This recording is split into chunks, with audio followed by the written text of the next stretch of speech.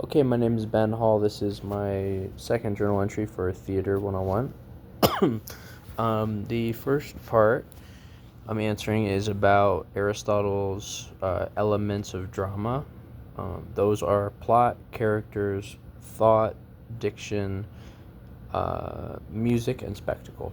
And so we were relating this to the play we watched, The Play That Goes Wrong. Um, it's pretty funny. I liked it, and some examples of those elements that we saw in there were the plot. The plot is it's about a murder at Haversham Manor, this manor house place.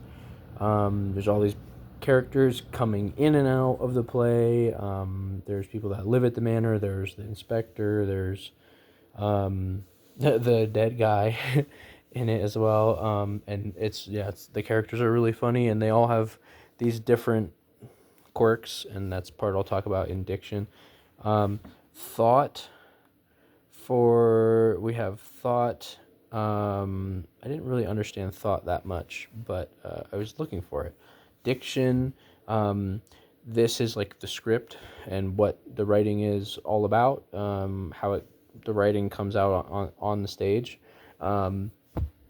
And I thought this was the most significant part of this play because it's all about the actors acting kind of wrong, doing it wrong. So there's people speaking too loud, too much space between their words, not speaking loud enough, people kind of like looking at the audience. They're not supposed to do that. And missing cues for the play. So I think that was the most defining part of this play for me was the diction in it. The music was pretty funny. There wasn't that much, but the little sounds and little musical notes that there were kind of like silly to strike that tone, like the play is silly. And then spectacle. This was definitely a spectacle. It was meant to be, I think, and even by the end, you literally had every everything in the play in this what is that called? Uh, Everything on the set, all the props falling to the ground, and even the walls falling around the actors, and and the fourth wall just completely coming down because everybody can see everybody, and that definitely made for a spectacle. I'll tell you that much. But that's also the thing I think is coolest about theater as well is you go to theater production and it is a show. It's something you're excited to experience and take in, and it's meant to be entertaining in that way. So I think that is what I like the most about plays is that they are a spectacle, and there's people really putting on these amazing performances on stage for you to entertain you. So moving on, I have started, but I'm not done reading my project's script. So hopefully I can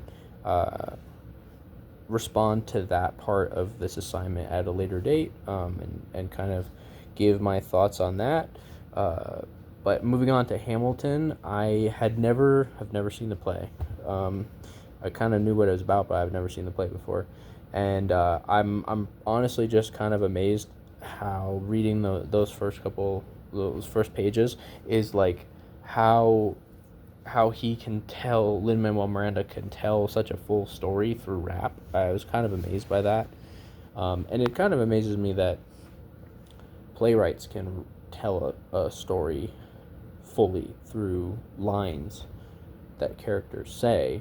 But now that I think about it, it's just like a movie. But it just is, it's pretty wild that it's not like a book where you're kind of like almost telling people sometimes what's happening. You can use words to describe the scene and the setting and all that stuff, people's thoughts. No, it is just lines, and people have to bring it to life, and the script definitely does that, and in Hamilton it already did that. Another thing I wrote is from the very beginning of the play, it has a lot of energy. It's intense, I think, and I think the rapping, because it's in rap form, I think that definitely, you know, I think that definitely like helps create that effect uh, to the play. The costumes are really cool and definitely like accurate, I think, for what we think of the founding fathers, what we think they would look like in the taverns and stuff.